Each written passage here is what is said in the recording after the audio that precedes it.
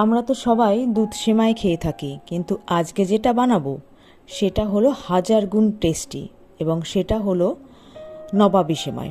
তার জন্য আগে কড়াইতে একটুখানি ঘি বা বাটার গরম করে তার মধ্যে ড্রাই ফ্রুটসগুলো ভেজে নিতে হবে, এবং ড্রাই ফ্রুটসগুলো ভাজা হয়ে গেলে তারপরে সেই কড়াইতেই আবার আপনি ঘি বা বাটার যে কোনো একটা গরম করে নিয়ে তার মধ্যে যে লাচ্ছা সেমাইটা অনেক সময় ভাজাও হয়, তাও আপনি একটুখানি ভেজে নেবেন।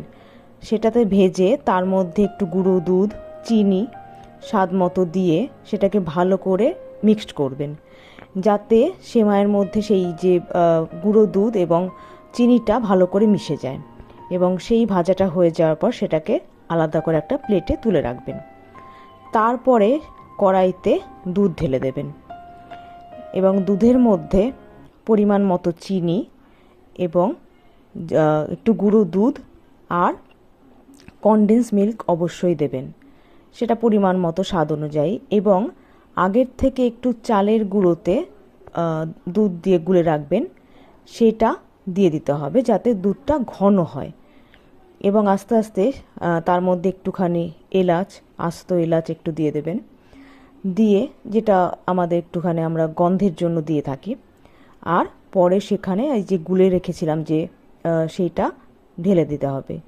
তারপর এই রকম ঘন হয়ে এলে সেটা নামিয়ে নিয়ে আমি এখানে আমার যে কেকের যে মোল্ড আছে সেইটার মধ্যে একটা সেমাই, যে সেমাইটা ভেজে রেখেছিলাম সেইটার লেয়ার একটা দিয়েছি।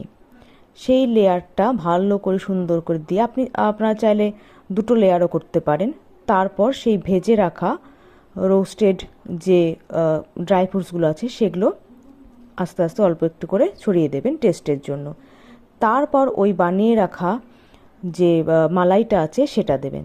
তারপর আবার সেই রোস্টেড কাজু কিশমিশ যেগুলো আছে ড্রাই ফ্রুটস সেইটা দিয়ে একটা রাত্রি ভালো করে ফ্রিজে রেখে দিতে হবে জমানোর জন্য।